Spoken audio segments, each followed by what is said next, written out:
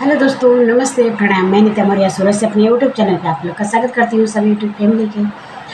अब एक भोले जी का सावन का गीत लेके आई हूँ, कैसे लगेगा कमेंट करके जरूर बताना। जय माता जी। सोवत गौरा के शिव जी जगावे, सोवत गौरा के शिव जी जगावे, चला गौरा गंगा स्नान नहाना, चला गौरा गंगा स्नान नहाना। कैसे के चले शिव गंगा स्नान नहावा, कैसे के चले शिव गंगा स्नान नहावा, मोरे गोदी गणपत लाला नवाना, मोरे गोदी गणपत लाला नवाना। ललना छोड़ी नहीं जई बयान नवा, ललना छोड़ी ही जई बयान नवा, ही बयान नवा हो जई बयान नवा, मोरी गोदी गणपति लाला नवाना, मोरे गोदी गणपति लाला नवाना। चंदन खटोलावा पे गणपत सुतावा, चंदन खटोलावा पे गणपत सुतावा, मृग के छाला दी ओढ़ाई, मृग के छाला दी ओढ़ाई ना।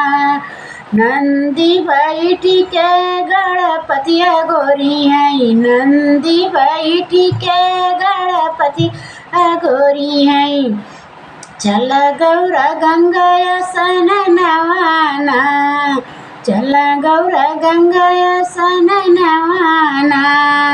एक हाथ चुनरी दूसरे हाथ लोटा, एक हाथ चुनरी दूसरे हाथ लोटा, चली गौरा गंगा स्नान नहाना, चली गौरा गंगा स्नान नहाना। एक गंगा के बीचवा गौरा डूबे की लगावाई, गंगा के बीचवा गौरा डूबे की लगावाई, डूबे की लगावाई, ओ डूबे की लगावाई। ललना पे बाटे नजरिया ना, ललना पर बाटे नजरिया ना।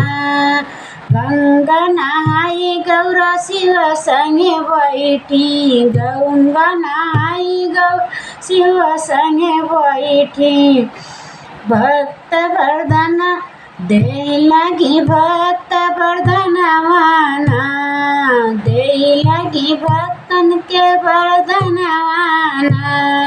युग युग बढ़े तोरे मंगी कैसे नूरवा, युग युग बढ़े तो मंगी कैसे नूरवा, देवी ला दे गौरा आशीषिया, दे लगी गौरा आशीषिया ना।